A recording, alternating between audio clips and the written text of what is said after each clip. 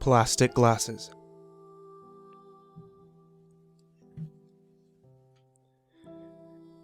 I was 12 years old when I wrote my first suicide note. Growing up, I would hear the same speech all the time. Our family had a history of mental illness and depression, and that's why this or that happened. That speech was the number one excuse for just about everything my mother did. If we lived in a honeycomb of lies and self-deception, then my mother was the queen bee of excuses. And while it bugged me, I always forgave her because,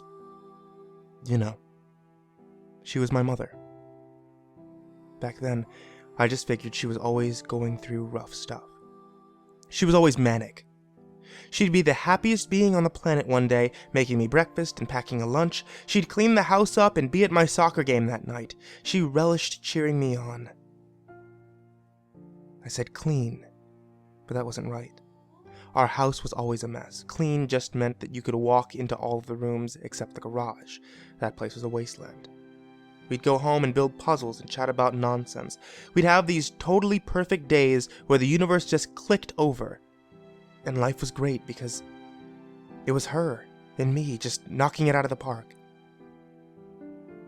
But then she'd have the bad days. And life would suck our house dry.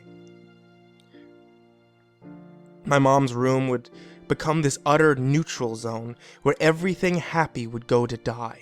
And she'd just blare the TV on the worst channels. She'd soak in reality television and she'd talk about how terrible those people were for living their lives that way. Mom would stay up way too late and not wake up on time to make me breakfast. And I'd pack my own lunches.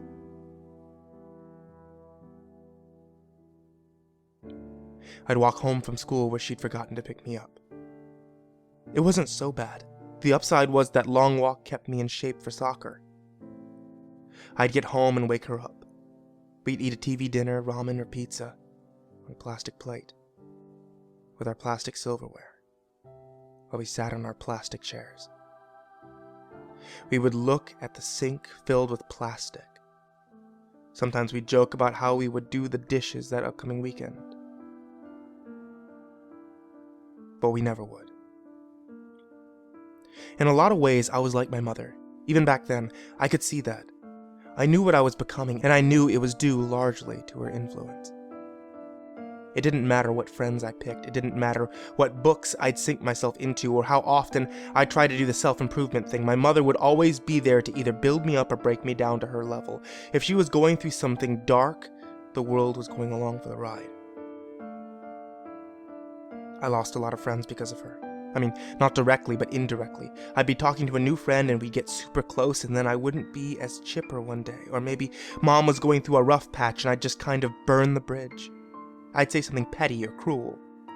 And then I'd be back the next day acting like nothing happened. I basically built a negative persona. I was the psycho chubby chick who wore too much black or tried too hard or couldn't find a boy or thought about cutting. I was just trying to make up for being so crappy. Being a kid sucks. And girls can be mean. Sometimes I would think about what life would have been like if Mom had taken her meds all the time. When she was on them, she wouldn't have the low points, but she also wouldn't get those high moments. The moments where her and I were a real family. When she was on meds, though, we never had those times where we'd click. We'd just sit around the table or the TV and kind of chill out, which wasn't bad, except that she was so boring. She knew she wasn't happy living like that. So when she wouldn't take her meds, I never really blamed her. I mean, I partially did, like you blame a dog for shitting in the house. It's irritating, but also somewhat expected. Looking back, I could see why she would say, screw it. Mom was cool about a lot of things. She let me pretend I had boyfriends. She would never call me out on it when I talked about how popular I was. Maybe she even really believed me. She'd be pretty chill about letting me watch whatever I wanted on TV, and she never checked my homework or any of that sort of tiger mom stuff.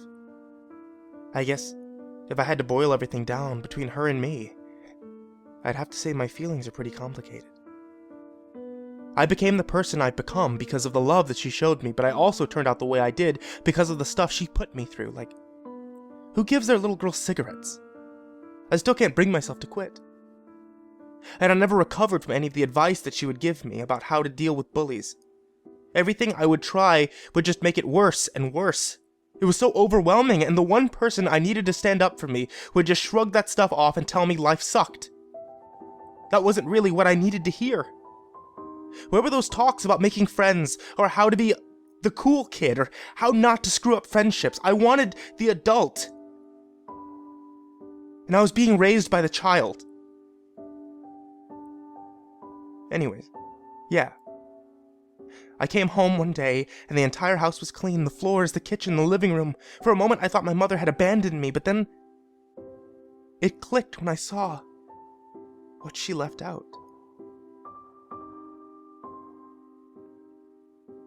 My mother had left out a paper bag packed with a lunch dated for the next day, and a half-completed puzzle on our dining room table. The plastic in the sink had all been washed and put away. She didn't need to leave a note. I knew what it all meant. I ran through the entire house, room to room. Ever since Dad had left, we had the whole place packed full of useless stuff, but with that all gone, I had no idea where to look for her. The last place I thought was the garage, and when I threw open the door, there she was.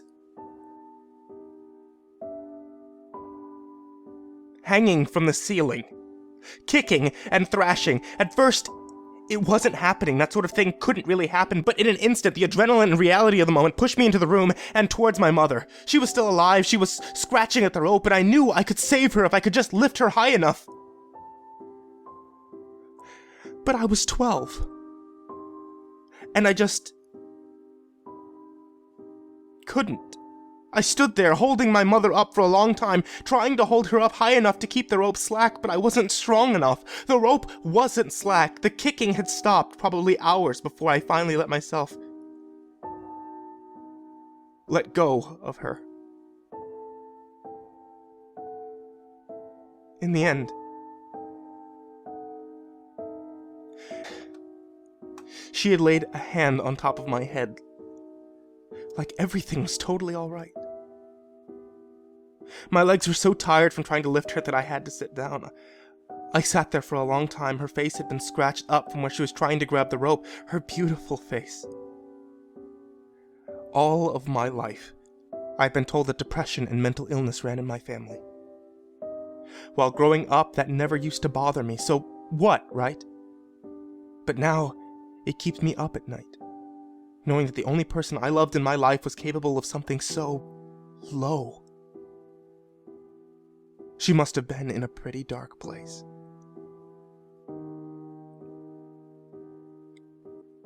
And well, I didn't want her to leave without saying everything she needed to say. I didn't want to just call the cops and spill the story. I didn't even know how to begin a phone conversation like that. I was 12. She needed closure. I needed closure, so I found some paper and I wrote my mother's suicide note the best way I could.